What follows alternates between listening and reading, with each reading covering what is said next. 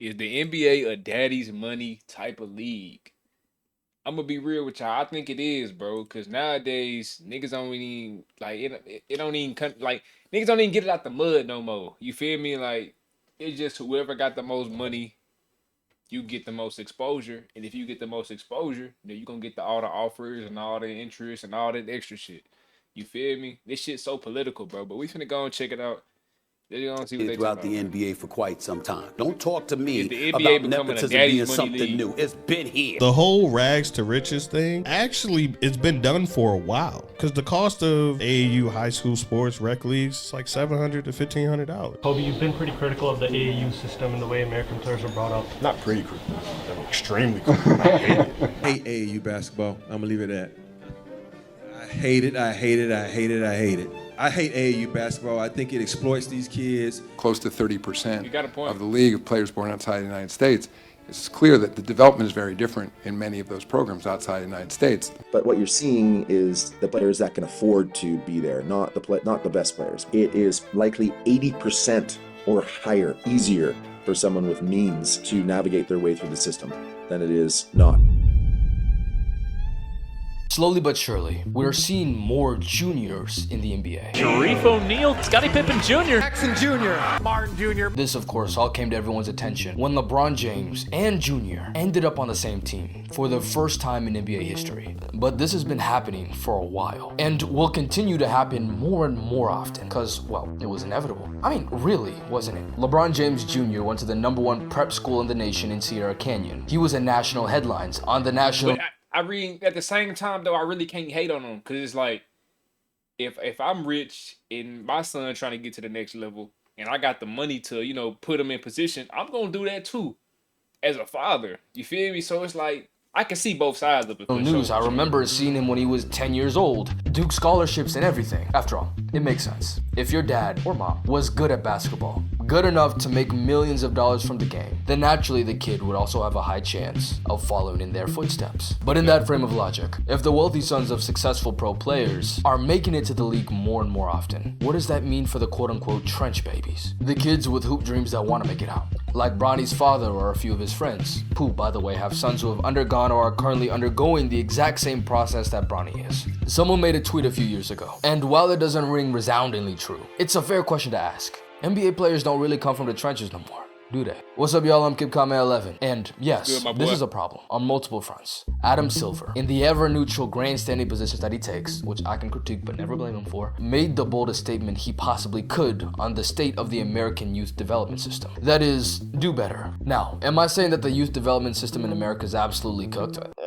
This isn't soccer, but the point is, it's kind of getting there. I mean, just think about it. These kids get benefits solely due to the fact that their parents are NBA players. I mean, we're talking about private training, private jets, and filling nutritional meals cooked by gourmet chefs. All things that we can't have because we're regular people. Right. Well, unless you've got a subscription with Factor 75. Factor 75 is the sponsor.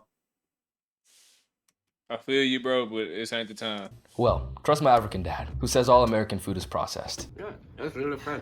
When I'm coming back from the gym after a long day, there's been approved options like Plus Veg I feel you, bro, 50/50 but nah, for your we next ain't here for that. live at Copa America and get a chance, no matter what background their family comes from. I was put onto hoop dreams from one of the researchers I asked to interview for this video. Yeah, I don't know, Bo. And that culture of moving your black kid to over an hour away to a white school for them to get a better chance, also known as navigational capital in academic speak, is still prevalent. In that tweet that I showed in the beginning, there was one particular guy who had something to say about NBA players not coming from the trenches no more. And that guy was Donovan Mitchell. In a Players Tribune feature in 2019, Bro, I'm not a Donovan Mitchell fan, bro. I don't know, bro.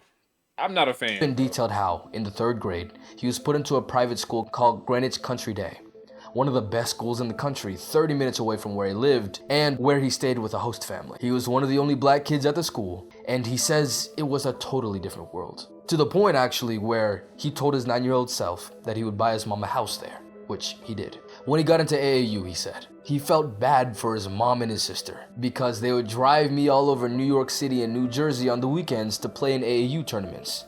My mom probably put like 500,000 miles in that old Toyota Camry.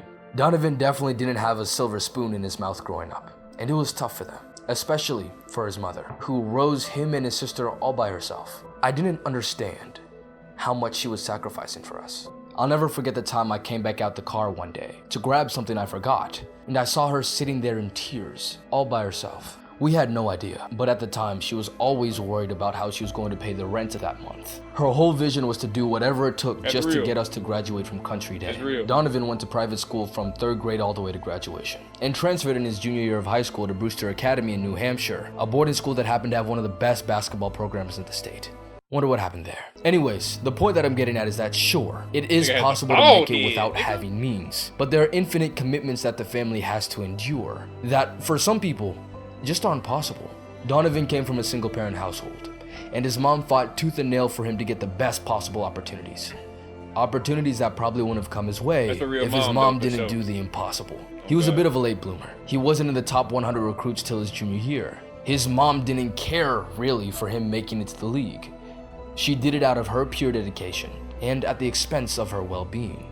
Is this the right way for a child in the United States of America, the land of freedom, opportunity, and the like, to get a shot at their dream? Oh, of course not. But that's how it is for the children of families that don't have.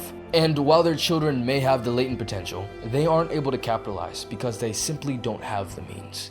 According to a study done by Josh Dubrow, the guy who put me on to Hoop Dreams, among African Americans, a child raised in the lower class family has a decreased likelihood of 37% to become an NBA player than a child raised in middle or upper class families. An analogous figure for whites shows that children from lower class families are even more disadvantaged, decreased likelihood of 75%. If you're not a profitable trader, I could definitely see it though, bro, because it's like, if you ain't got the money, shit, it's hard for you to get out there, bro. No cap. Of sociology at Ohio State University, and the authors of a paper about the inherent advantages that children from a higher socioeconomic status receive. You know, somebody who would be really active in their high school sports, somebody who is captain, who's participating potentially in multiple sports, even somebody like that, some of the numbers that we're able to see is that the people who are in the bottom kind of quintile, the bottom fifth of the socioeconomic distribution, have about a 22% chance of playing college sports, whereas for the top quintile, the top 20% of the distribution, it's closer to 35%. It seems like relative to other sports, basketball isn't as reliant on social class status at the high school level, but certainly it seems to matter to go beyond in terms of being able to afford a variety of different organized sports in order to be able to coordinate schedules and carry off transportation and being able to fit the bill. And the youth system is not doing them any favors. The meshing of how the youth sports industry became more monetized, more privatized, led to a number of things that provided more advantages to people with higher socioeconomic status. They were able to leverage essentially their knowledge and resources, social connections, a willingness and ability to pay for things, to seek out preferred opportunities, whether it's... This is why it's important for niggas to get to the bag, bro. Because, bro, if you're not getting to the bag now, it's going to be hard for you to put your kids in position to even think about getting to the next level, bro. Because you can't provide it, especially as time go on, bro. It's 2024. It's going to be 2025 in like 3 months, bro. It's finna be like you either got that shit or you don't got it, bro. So if you ain't getting to it, bro, your kid, you might be like telling your kids, fuck you, honestly, because like if you don't get to it, bro, your kids is like damn near doomed. Training or the highest levels of competition or exposure. And meanwhile, those processes serve to essentially winnow out people who couldn't stick with it. This is Matt Young, a sports consultant and youth sports development advocate. His TED Talk, one of the only videos on YouTube, talking about the American basketball youth problem, piqued my interest, so I gave him a ring. There's a lot of good people in sport, I'll say that. They're the exception, they're not the norm. The norm is inexperienced, the norm is ego, the norm is old school, the norm is self-interested. There's so much commerce wrapped up in this selling of the dream. And because there's no regulation in sport, there's no regulatory body, there's no minister of sport in the United States of America who says, you know, you're not doing that. And what does that mean for kids in the system? Statistics are showing that we are burning them out. They can get injured. They're not having a well-rounded experience, undue pressure, unrealistic expectations, stress, burnout, a diminished enjoyment of the sport. That's starting at 6 and 7 years old with travel teams and travel ball and I ain't gonna lie AAU. though, really those, like, I ain't gonna keep pausing it, but it's like you don't even hear kids talking about they got hoop dreams no more. Kids growing up trying to be YouTubers, they growing up trying to be shit, rappers, goddamn entertainers, content creators. Niggas is not even trying to do basketball shit no more because they already know what time it is. It be like that. And I think I saw something that they released the top 100 first graders in basketball. And it was serious. We're now getting at the root of the issue. We all know the more money you have, the easier it is to succeed. It's kind of how capitalism works. But it's not just that. More families in America have more means than ever, and way more hoop dreams. Project Mbappe is alive and well in America. Except it's not Mbappe, it's like Luca Shea or something. According to a 2015 Anscape article, there are kids, or should I say families, that put basketball first and foremost. This manic chase for the athletic scholarship are kids who, year-round, play only basketball. The NCAA Goals Survey shows that 49% of men in Division I basketball and 55% of women specialized in basketball by age 12. But if we take a look at the best players to ever play the game, we'll see something different. Kobe Bryant. How old were you? 11, 10, 11. And you're playing against other 10, 11-year-olds? Uh-huh. Or you didn't score once? Not one. Were you in the game? I was in the game. How'd you not score? Because I was terrible. LeBron James started playing organized ball at 5th grade and was an all-state receiver in high school. And Michael Jordan. I started baseball when I was 6, but I really didn't start basketball until I was 12. Well, did you have any idea that it could be like this? No. No. I know. And if that was the case, if it was something that I probably was chasing, I would have never gotten it. These are the words and testimonies of the greatest to have ever played. Yet the AAU cycle, let me put this down. Yet the AAU cycle, which is a money-sucking abomination of a youth development organization, is the only way to get noticed as an NBA hopeful. As the AAU game continues to progress, it becomes a race to see who can get their kids in first. And guess for whose benefit? Hint, it's not the kids. Anyways, we're getting off topic. This is about the Nepo babies, the seconds, the juniors, all that, right, in the league. They're coming in by the droves. From 1981 to 2001, the percentage of second-generation players in the NBA went from 1.3% to 1.6%. From 2001 to 2024, that number has quadrupled to over 7%. Not only that, but in the 2024 top 75 high school recruits, 15 of them have NBA fathers. Names like Anthony, Boozer, and Arenas are making the rounds yet again. But this time it's like Bart's. Bro, I'm not finishing that. That's terrible. There's an easy explanation for this. I mean, just look at the Currys. They grew up around the lights of the professional basketball scene. It was normal for them. And of course, Dell gave them professional training facilities and training strategies. I mean, we're talking about a guy who made $20 million over his entire career. But he's supposed to do that, Suns though. are making You now can't like even be one mad at season. Dell for Getting that. Steph and Seth involved in the game was easy, a cinch, a walk in the park. If the Suns wanted to play ball, they would, and would be doing so in the best environment that the world could offer. This is a common trend you'll see. Devin Booker, son of brief NBA employee Melvin Booker, was asked by Melvin at the age of 13 if he really wanted to play basketball. Devin said yes.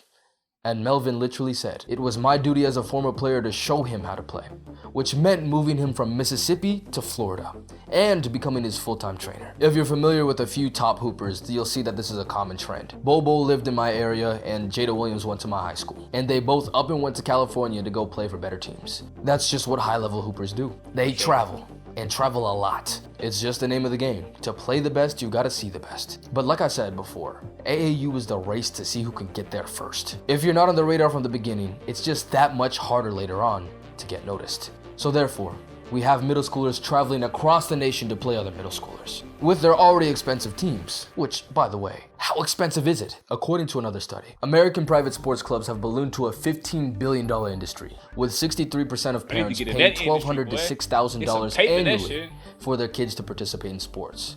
For basketball in particular, it's become one of the most expensive sports, with parents paying an average annual amount of $1,002 per year. In order to accommodate for such high prices, well, some don't. 42% of lower-class families say that the prices are a huge barrier to getting their children into sports. It's just too much. And even if they make to the point where their sons are NBA hopefuls, they're gonna have to travel with their AAU club, which is already, by the way, on average 170 miles. away from the kid's high school. The results of these stressors have revealed themselves already at the collegiate level. The percent of D1 hoopers being the first in their family to attend college plummeted from 28% to 19%, while women's basketball experienced a similar drop. And mind you, this study was conducted 10 years ago. Donovan Mitchell's story may as well be the bare minimum if you're from a lower class background and have a child who expects to make the NBA. Unless your family's already gone through the struggle and are now millionaires and are willing to jump to more hoops, which of course is happening more and more often. Now, you might be thinking as you're watching this video, well, if the kid's good enough, they're gonna be paid for, right? Which, yeah, that's true, but they would have to be so damn good that a club or organization sponsor them. So they would have to go look for scholarships and sponsorships. That has its inherent limitations. Who's got time to do that? Where's that process? Where do I go? Do I need to travel? Can I even get there? Those parents are probably working their asses off, probably 2 jobs. And how do they have the time to do that? So they would have to dedicate themselves at some point, somehow. I don't know whether it's from midnight to 4 a.m. to videos and doing all that and making the contacts and being relentless. So it would be like a part-time job for them to do that. And then what happens if the kids don't make it? Yeah, you don't have to be a rocket scientist to figure out what that could look like and how that could be perceived. So if the parents are unable to make that kind of sacrifice, or something else comes up in the family, or one of 1,000 other things that could go wrong sorry, you're out of luck. Let's turn our attention now to one Tremont Waters, a New Haven kid who made it out the ghetto and onto an NBA floor. He's now playing for the Guangdong Tigers, but that's neither here nor there. In the 6th grade, his parents sent him to a private school called Greens Farms, an hour away by train, where at 6 in the morning every weekday, he would wake up and go to school. They couldn't really afford the tuition, but they sent him there anyways. When he got there, they had to hold him back an entire year because the teacher said he didn't learn enough at his old school. When he made it to high school, he was offered a spot at a boarding school called South Kent. He excelled there and got a basketball scholarship to LSU, and eventually ended up on the Boston Celtics. Hooray. But not so fast. Tremont's dad, Ed Waters, while seeing his son make his dream come true, saw his life fall apart because of it. Ed Waters said the stress and cost of extracting his son from the local school and moving him into Greens Farms compromised his health. His weight ballooned to 400 pounds. Doctors diagnosed him with high blood pressure, diabetes, a stroke, and sleep apnea. Can you really blame that shit as the reason why you gained 400 pounds, bro? Really? If you had enough to eat all that goddamn food to get that big, you could have ate some better shit, or at least did some push-ups there now. This is what Ed had to say about it. He felt like a man going down as his son was going up.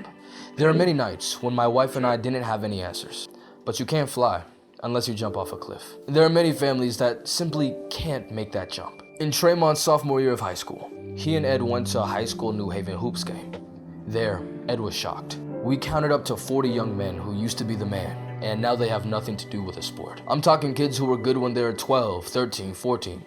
These were kids that Tremont played with, and Tremont was the least talented back then. Now these kids are never going to use the game to get a free degree. 40 kids, it was like, wow, are you serious? It was at that time that Ed knew, even though he had to jump off a cliff for his son, it was the right thing to do. And it was, until...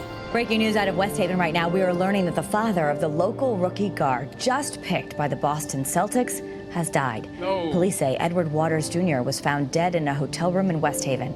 Just last month, Waters sat proudly next to his son, Tremont Waters, as he was selected by the Celtics in the NBA draft. The cause of death was ruled to be a suicide.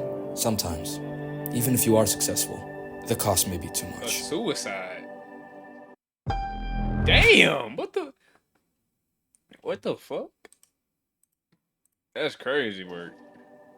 Paul Hewitt, the former head coach for Georgia Tech and the current G League coach for the Los Angeles Clippers, who also didn't respond to my email for an interview, I'm not salty, said that this kind of stuff wasn't surprising. Coaches are being asked to recruit different zip codes. So 60, 63, 70? Yeah, nuh-uh. Why? Well, because of course, it's less of a hassle. The kids in the right zip codes are going to be at the showcases that your scouts are at. Also, they're probably going to be raised right. And hey, I mean, they've got great training. This has been the soccer way, the white upper middle class sport that it is in America. But it's slowly becoming the hoops way as well. In this article, there is a couple that have a whopping 3 trainers for their 5th grade son.